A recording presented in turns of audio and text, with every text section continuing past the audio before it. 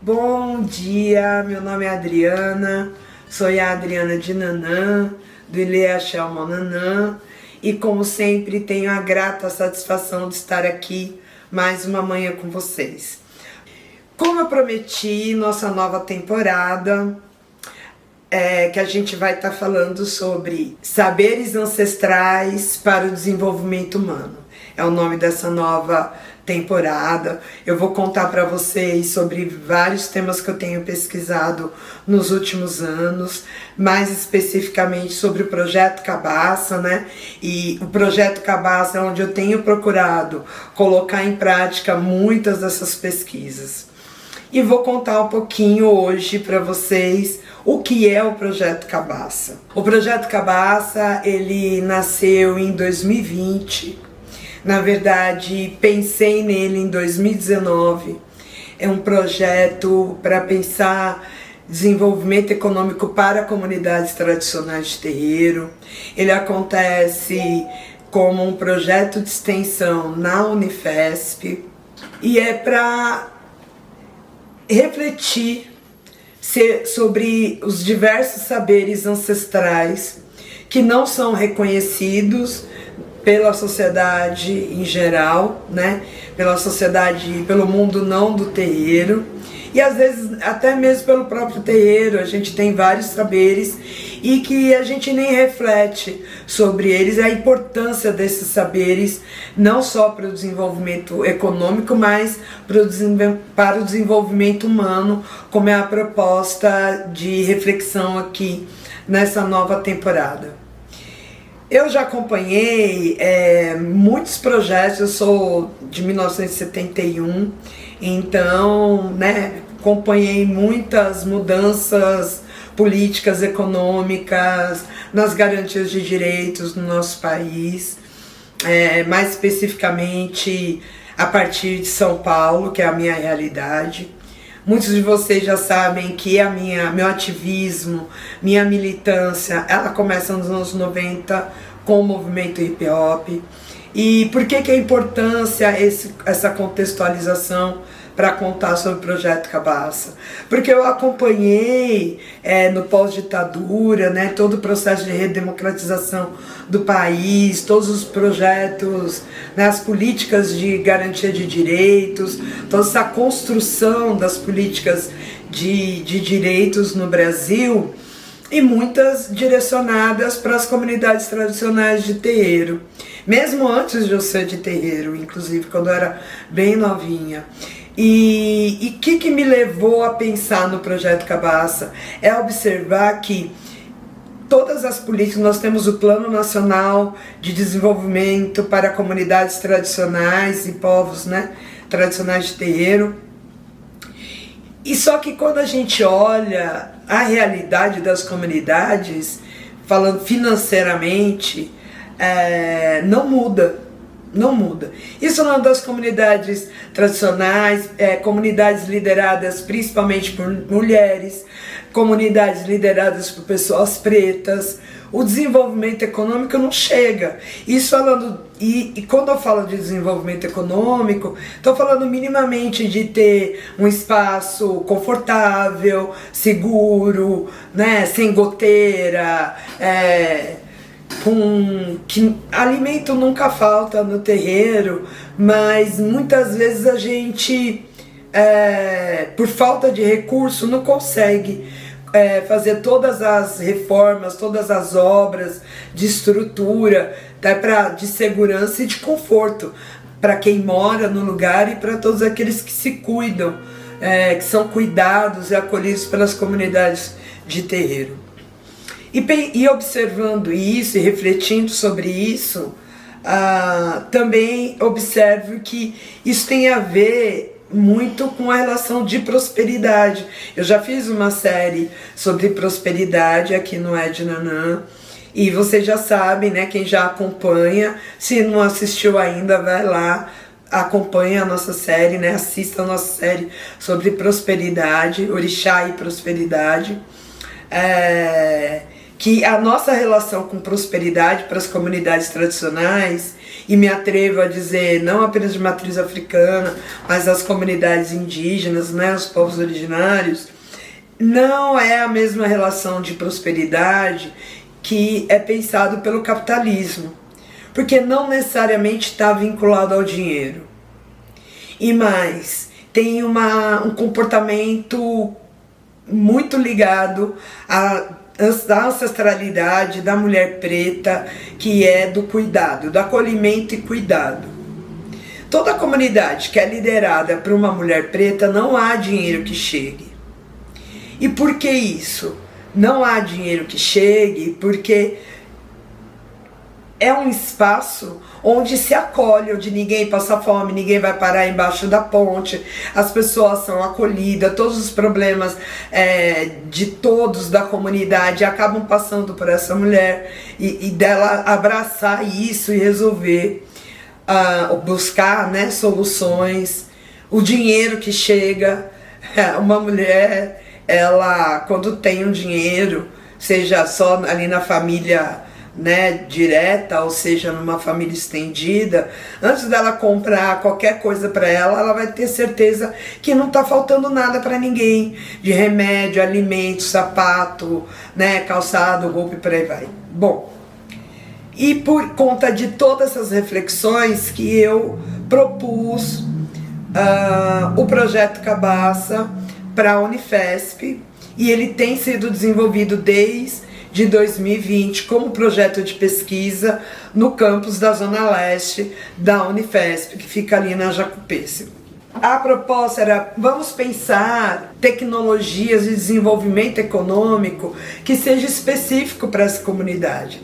Porque não adianta vir pensar desenvolvimento econômico a partir do capital, simplesmente. Não adianta apenas um aporte financeiro. Não necessariamente, é bom, sempre necessário, porque estamos todos numa sociedade capitalista, né? É o sistema em qual nós vivemos. Porém, para essas comunidades, o dinheiro só não é o suficiente. E o Projeto Cabaça, ele é composto por lideranças de terreiro. Eu vou contar, né, as lideranças que estão desde o começo. Tem a Mãe Marisa de Oiá, alguns momentos mais presente, outros momentos nem tanto, mas faz parte do Projeto Cabaça, do Nascedouro, Pai Marcelinho de Logunedé, Mãe Shirley de Ossanha, Mãe Nana de Emanjá e Cauê Tumbi. São as lideranças de terreiro presentes na construção desse projeto.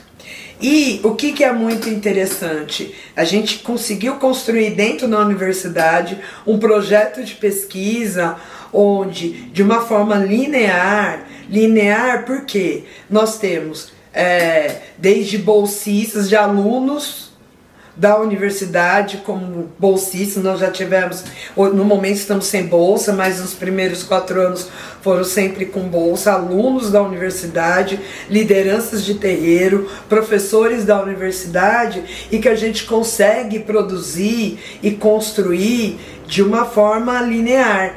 O que eu quero dizer com isso? Sem um escalonamento hierárquico da produção do conhecimento. E eu acredito que esse é um grande diferencial na produção do Projeto Cabaça.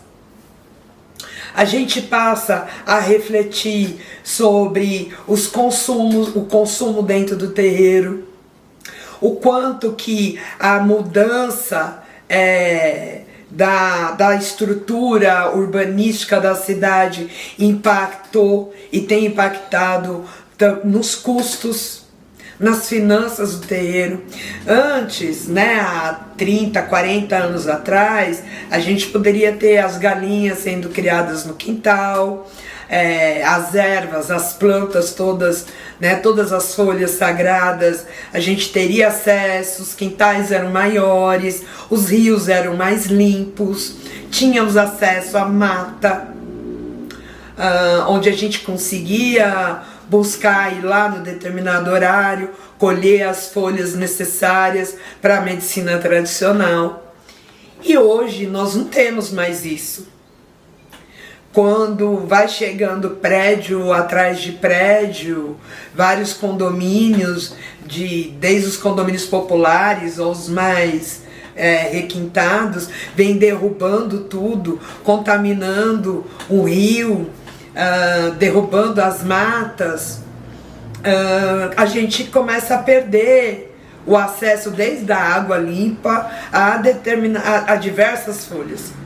E aí a gente passa a ser obrigado a comprar. Eu estou falando de uma realidade daqui da cidade de São Paulo. Muitas matas que nós temos ainda presentes em São Paulo estão tão degradadas. Por isso que a gente vai discutir aqui nessa temporada, a gente vai falar de racismo ambiental e emergência climática, porque isso impacta diretamente no desenvolvimento dos terreiros.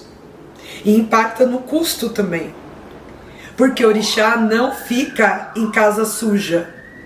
Orixá não fica em casa suja. O que isso quer dizer? As matas degradadas, a gente chega lá, tá cheio de garrafa, plástico, roupa, lixo, todo tipo de lixo que as pessoas deixam quando vão passear na beira de uma cachoeira. Com isso, orixá se afasta. E que sentido? E como a gente sabe disso? Quando a gente vê que as folhas sagradas somem. As folhas sagradas desaparecem. Sem contar também outras áreas, às vezes na estrada do mar e tal, que a gente poderia acessar, ainda tem a perseguição também do próprio estado, de polícia ambiental, ataque, né, das pessoas, principalmente os neopentecostais. A gente tem sofrido diversos ataques. E isso acaba afetando as finanças do terreiro, os custos do cuidado de plantas que eu poderia ter acesso se houvesse o respeito com a natureza, o cuidado com a natureza. Sou obrigada a comprar, que vem de outras regiões. Isso impacta, e o projeto passa a discutir sobre os custos da qualidade do dendê. A gente passa a observar diversas áreas de produção de insumos para o terreiro, inclusive que tem aumentado cada vez mais.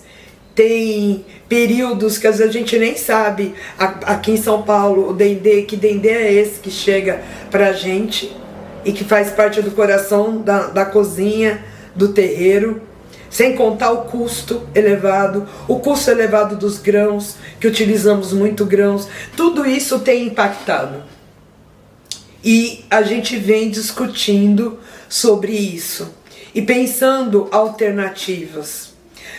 Lá pelo 3º ano, nós nos juntamos com as agricultoras da Zona Leste.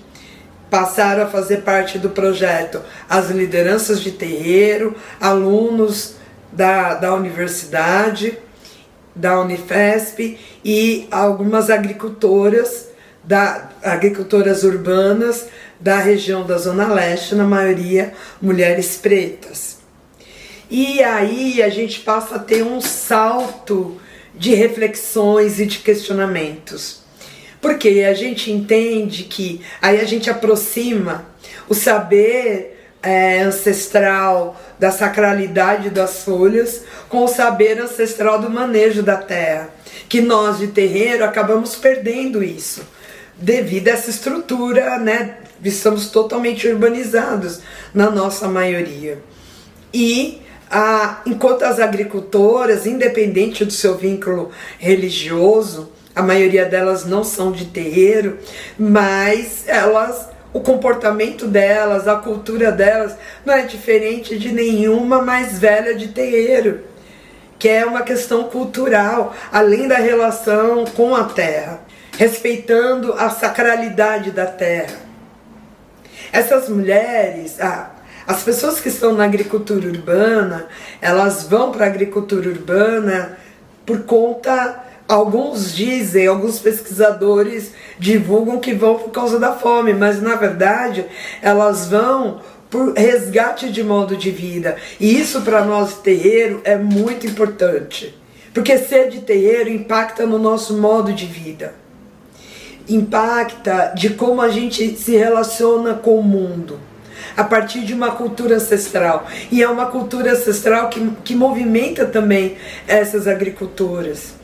E com elas a gente passa a refletir sobre soberania alimentar, sobre o que a gente está comendo dentro dos terreiros, a qualidade dos alimentos que a gente está servindo nos nossos barracões, refletindo sobre faz sentido gastarmos um dinheirão para rituais de saúde e no dia da festa servir fardos de Coca-Cola.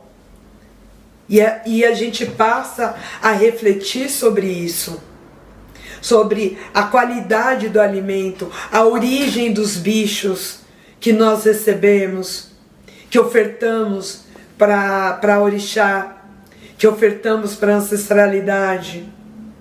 Porque diferente do que aqueles que querem nos demonizar, nós precisamos que os bichos sejam felizes, bem cuidados, limpos, bem tratados. O bicho não pode estar traumatizado, doente, sofrido, maltratado.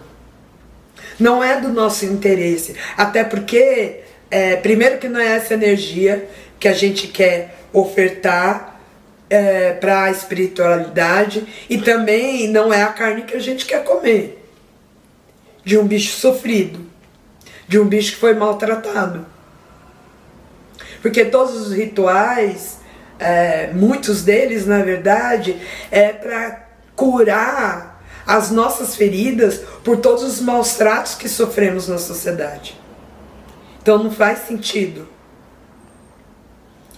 E a gente passa a observar e questionar sobre isso e pensar alternativas sobre isso. E podem dizer, Adriana, o que isso tem a ver com desenvolvimento econômico? Tem a ver, sim, com desenvolvimento econômico quando eu observo que toda a escala de produção dos insumos que nós consumimos dentro do terreiro, a maior parte não está na mão de pessoas de terreiro, por exemplo. Pessoas de terreiro poderiam estar, o nosso dinheiro poderia estar circulando mais entre nós mesmos. Como falam do black money, por exemplo, ou do pink money. A gente pode pensar num axé money? É possível pensar sobre isso?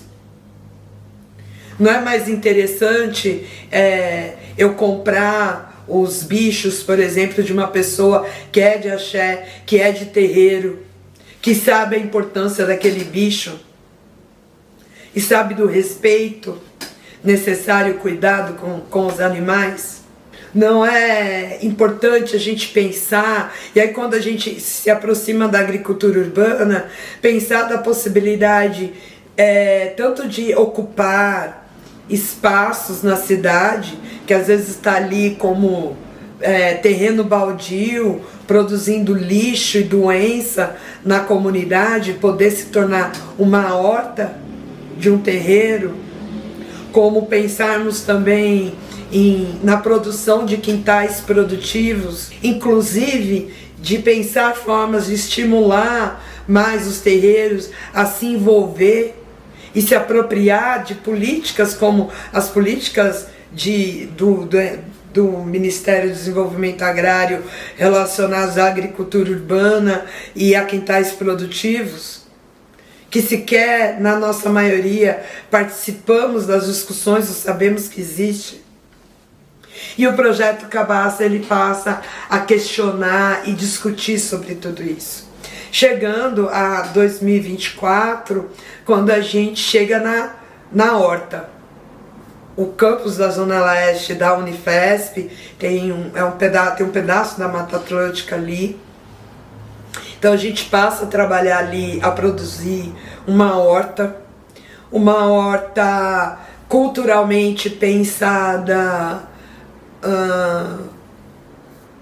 da cultura de terreiro, sobre as folhas sagradas, os alimentos, de pensar em plantar o cará, um inhame e quiabo, as nossas folhas sagradas, as folhas da costa, por exemplo.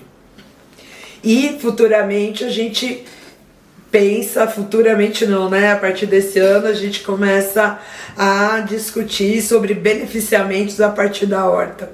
E por que o Cabaça vem discutindo sobre tudo isso? Porque todo terreiro tem pessoas, não só nos terreiros, né? Quando as pessoas chegam no terreiro, quando chega em qualquer comunidade religiosa, ninguém chega bem. Elas chegam ou por doença física, mental, ou por desemprego há muito tempo, chegam pela fome e diversos outros problemas. E quando a gente passou já pelos rituais de cura, a gente está mais fortalecido, qual o caminho que a gente vai pensar de prosperidade? Porque a gente precisa trabalhar.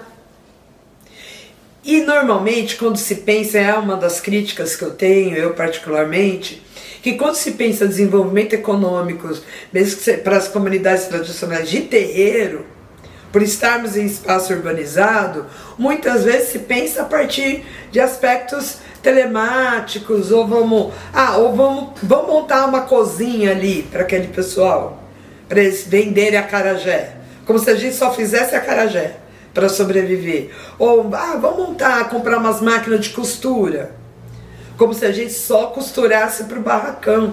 E não, nós temos tecnologias fantásticas dentro do terreiro, das artes, da moda. Então não é simplesmente de corte e costura, mas na moda mesmo, do impacto cultural na moda, na cultura da moda.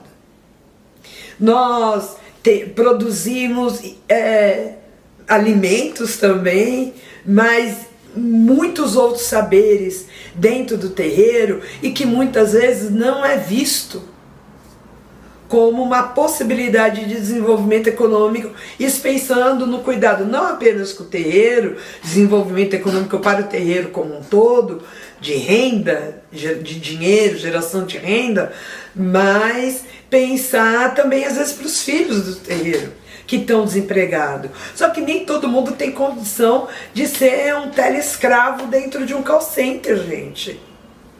Adoecer. Nem todo mundo nasceu para ficar no computador. E pensar no espaço curativo da Terra, por exemplo. E o projeto Cabaça vem refletindo e testando tecnologias dentro disso. Que é tudo isso que eu vou contar para vocês nessa temporada. Vamos falar sobre segurança e soberania alimentar, vamos falar sobre economia de terreiro, vamos falar sobre as políticas nacionais, seja para a agricultura urbana, seja para desenvolvimento das comunidades tradicionais. Vamos trazer diversos entrevistados que eu espero que vocês gostem. Bom, é isso. Assim será o nosso 2025, nosso espaço de reflexão aqui no Ednanã. Então vamos usar esse ano para pensar as diversas tecnologias presentes no terreiro que são fundamentais para o desenvolvimento humano. Um beijo grande e até mais. Volto aqui para agradecer a todos, todas e todes do Instituto Amonanã, essa família maravilhosa que tem me ajudado para produzir esse material, esse conteúdo aqui para vocês. Quero também muito pedir o apoio de vocês. Gente, 2025, bora dar uma força pro Ednanã, pro Instituto Amonanã, porque a ajuda de vocês vai favorecer para que a gente possa fazer essa produção, que possa comprar equipamentos. Então, se você puder ajudar com R$10, R$15, R$20 por mês, vou super agradecer e vai super apoiar o nosso trabalho. Um beijo grande. Esqueci, o Apoia-se. Chama lá no apoia.c/Instituto Amonanã, tá certo? Então, um beijo grande e dá uma força aí pra gente.